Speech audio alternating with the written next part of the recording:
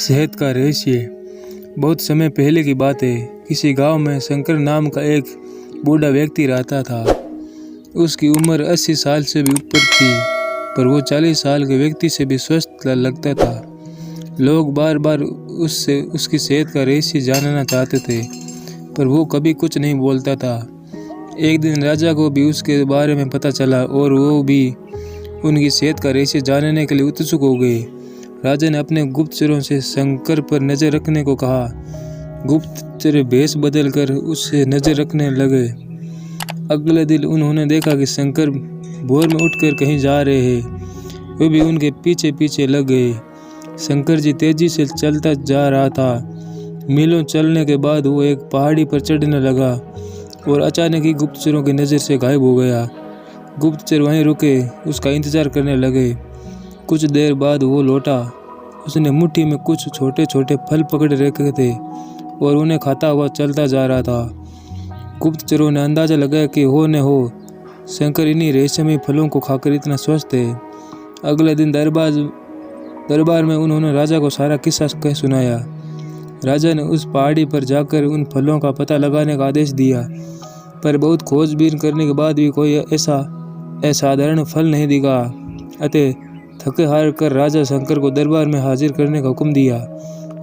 राजा ने शंकर से कहा, इस उम्र में भी तुम्हारी इतनी अच्छी सेहत देखकर हम प्रसन्न हैं। बताओ तुम्हारी सेहत का क्या राज है। शंकर कुछ देर सोचता रहा और फिर बोला, महाराज, मैं रोज़ पहाड़ी पर जाकर एक रेशमी फल खाता हूँ, वही मेरी सेहत का रहस्य है। ठीक है, चलो अब हम भी वहाँ चलो और दिखाओ को वो कौन सा फल है। सभी लोग पहाड़ी की ओर चल दिए। वहाँ पहुंचकर शंकर उन्हें एक बेर के पेड़ के पास ले गए और उसके फलों को दिखाते हुए बोला, हुजूर, यही वो फल है जिसे मैं रोज़ खाता हूँ। राजा क्रोधित हो गए और बोले, तुम हमें मूर्ख समझते हो। ये फल हम रोज़ हजारों लोग खाते हैं और पर सभी तुम्हारी तरह सेहतमंद क्यों नहीं। शंकर विनम्रता से बोला, महाराज, हर रोज़ हजारों लोग तो जो फल खाते हैं वो बेर का फल होता है, पर मैं जो फल खाता हूँ वो सिर्फ बेर का फल नहीं होता, वो मेरी मेहनत का फल होता है। इसे खाने के लिए मैं रोज़ सुबह 20 मील पैदल चलता हूँ, जिससे मेरे शरीर की अच्छी वर्जिश हो जाती है और सुबह की स्वस्थ हवा मेरे लिए जड़ी बूटियों का काम करती है। बस यही मेरी सेहत का रहस्य है। राजा शंकर की बात समझ चुके थे। उन्होंने शंकर को स्वर्ण मुद्राएं देते हुए सम्मानित किया और अपनी प्रजा को भी शारीरिक श्रम करने की नसीहत दी। दोस्तों, आज टेक्नोलॉजी ने हमारी ज़िंदगी बिल्कुल आसान बना दी है।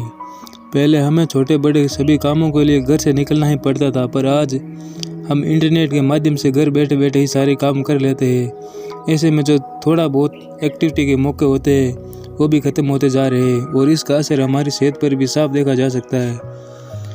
WHO के मुताबिक आज दुनिया में 20 साल से ऊपर के 34% लोग ओवरवेट है और 22% ओबेसिस है। ऐसे में ज़रूरी होता है कि हम अपनी सेहत का ध्यान रखें और रोज़मर्रा के जीवन में शारीरिक श्रम को महत्व दें। आगे और ऐसी वीडियो देखने के लिए मेरे चैनल को सब्सक्राइब जरूर कर लें।